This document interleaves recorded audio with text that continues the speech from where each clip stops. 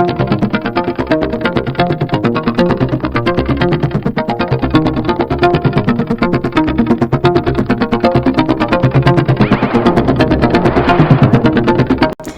everyone and welcome back to the channel. So if you haven't been here, my name is Rita and I have a question for you.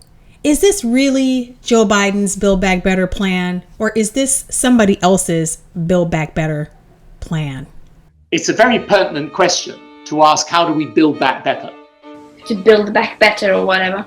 We have a chance to reset the clock and build back better than before. To build back better than before. Remember the terrible damage of COVID as we try to build back from this global pandemic. Joe Biden calls it Build Back Better. Build back better. Building back better. To do things differently. To build back better.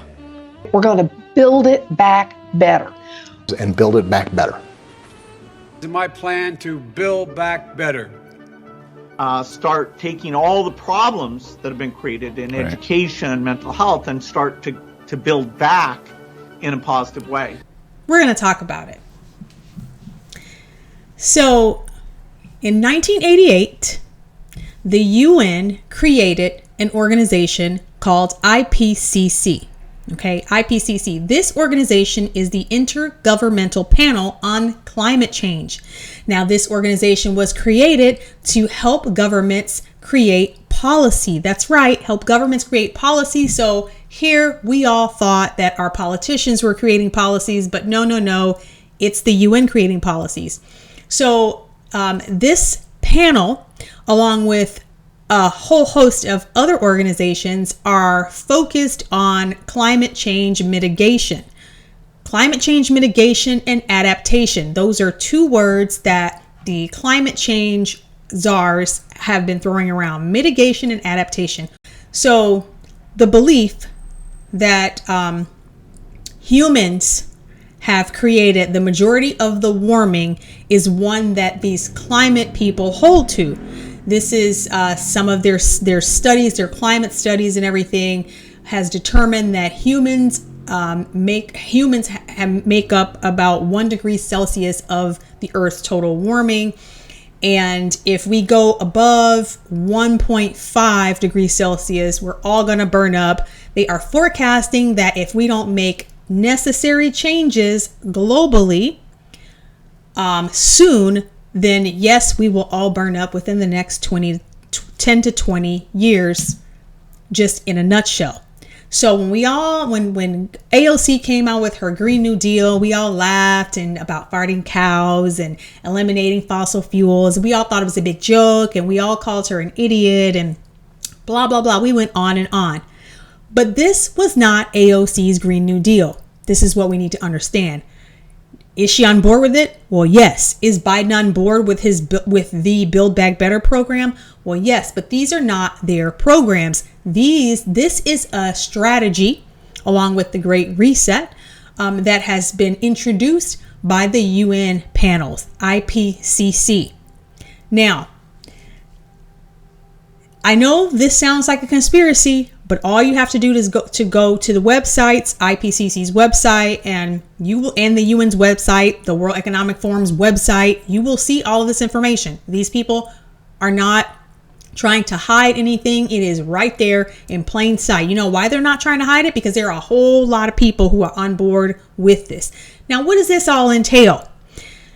So, what does this entail? Well, number one, it entails open borders. Why?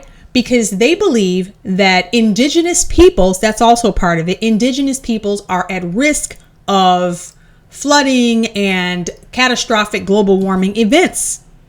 Okay, so why not shift these people to a place where there is more resource, where there are more resources, where there are more opportunity, where there is more wealth?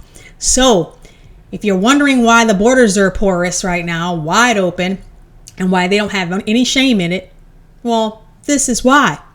So Another part of their agenda is social justice. That's something that you're going to want to know. So, according to the IPCC, social justice and equity are core aspects of climate resilient development pathways that aim to limit global warming to 1.5 degrees Celsius as they address challenges and inevitable trade-offs, widen opportunities, and ensure that options, visions, and values are deliberated between and within countries and communities without making the poor and disadvantaged worse off. So, social justice and equity, it's not just a talking point from BLM. This is a global strategy in order to shift society in the way that people who want a one world government, open borders, this is social justice and equity is something that they have included within the climate change framework in order to push the agenda being, obviously, I feel like I'm going to sound like an old school cartoon here, like a mad scientist. World domination. That is the goal of, dare I say, the 1%. The creepy 1%. This is the goal. Okay, what's their other objective? Redistributive policies. That's right, redistribution. So what the IPCC says, and remember, IPCC is the UN. It's a panel that was created by the UN in order to implement policies worldwide in governments. So redistributive policies across sectors and populations that shield the poor and vulnerable can resolve trade-offs, wonder what those are, for a range of SDGs, which are goals, particularly hunger, poverty, and energy access. Investment needs for such complementary policies are only a small fraction of the overall mitigation investments in 1.5 degrees Celsius pathway. Again, if we go beyond 1.5 degrees, we're all going to burn up and die. So is it crazy? Yes. Do they believe it wholeheartedly? Absolutely. So they are willing to do any means necessary to keep the earth from burning. What does that mean? That means that social justice and equity is a part of this pathway. So, migration, open borders, it's all part of it. Redistribution of wealth. Well, how's this going to play out practically? Like with the social justice and equity and indigenous peoples, that's another issue. Gender focus, that's another one of their strategies is equity and gender and equity and LGBT and social justice. This is all part of the climate change group. Okay, so redistribution, what does that look like? Oh, I don't know, closing small businesses because for safety and health purposes because of COVID. Oh, I don't know, when you reopen the small businesses, telling them that they must require that their employees are vaccinated, knowing that a lot of people are not going to be on board with this and a lot of people are going to leave the company and the places are going to close. The stores are going to close, small businesses. What's another way? Oh, I don't know, mandating that your customers are vaccinated too and wear a mask because, let's face it, you know that you're going to lose money. You're going to lose customers when this happens, when you start to mandate things. So what is that inevitably? Well, what else? Mandating vaccines for police. I mean, it just goes down the line. So when you start mandating things, first of all, when you tell businesses they have to shut down, but some businesses get to stay open, well, you're shifting the wealth to the players that you want to have the wealth, and you're shutting down. Basically, in this instance, it's the middle class, like I've said before, shutting down small businesses, shifting the wealth to the already super, super wealthy. That's one way. You redistribute wealth and then they get to divvy it out and create the equitable society that they want. Okay, so this means stealing from the working class and giving to the elite class. Next, so they are also going to, if that doesn't shut you down, then they're going to be forcing, when I say they, the banking systems, financial system is in on the climate change scheme as well. I probably shouldn't say scheme. I'm probably going to get this video shut down, but anyway, they're in on the scheme too. So apparently there is going to be a reporting system that has to be done. So companies are going to have to submit some sort of report letting the climate czars know That's going to be governmental, obviously, because these are policies that the UN has created and divvied out to all the governments. The governments all took them home, and now they're all talking about building back better. So part of this is going to be reporting. So the TCFD, which is another organization, it's called the Task Force on Climate-Related Financial Disclosures, and this panel is going to also be creating policies, but in the financial realm. So LLCs, corporations, businesses, and basically businesses are going to have to report back to whatever the entity is going to be, probably some government regulation, but they're going to have to report back and to show how they have changed how the company has changed their supply chain for climate change. What is the company doing to mitigate, their carbon emissions? All of these different things. If the companies do not comply with whatever the list is, whatever the regulations are, then they are going to be fined and, of course, shut down, which is the ultimate goal. Obviously, the only people who are really going to be able to comply in any sort of meaningful way to this lunacy are big corporations, Walmart, Amazon, etc. Now, the chairman for this task force is Michael Bloomberg. Yes, Michael Bloomberg, Mr. Open Borders.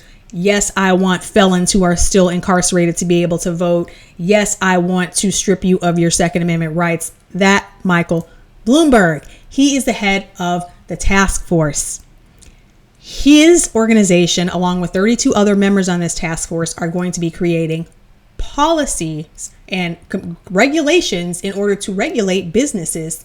Small businesses are basically going to be regulated out of business. That is the goal here. And not to be outdone. So one more thing that's going to start to happen, you've already probably heard about Joe Biden. I talked about in one of my videos, Joe Biden administration trying to have full unfettered access to the citizens' bank account, to everybody's bank account.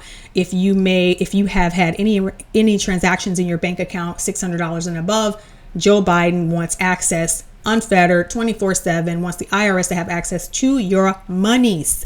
So he's saying this, yes, but it's not just Joe Biden. So there's a speech given by Lael Brainerd at the Federal Reserve. And in that speech, she said, in this section, protect privacy and safeguard financial integrity, that the design of any digital currency, so that's what they're working on. Our federal government is working on a digital currency. The currency would need to both safeguard the privacy of households' payments transactions and prevent and trace illicit activity to maintain the integrity of the financial system, which will require the digital verification of identities.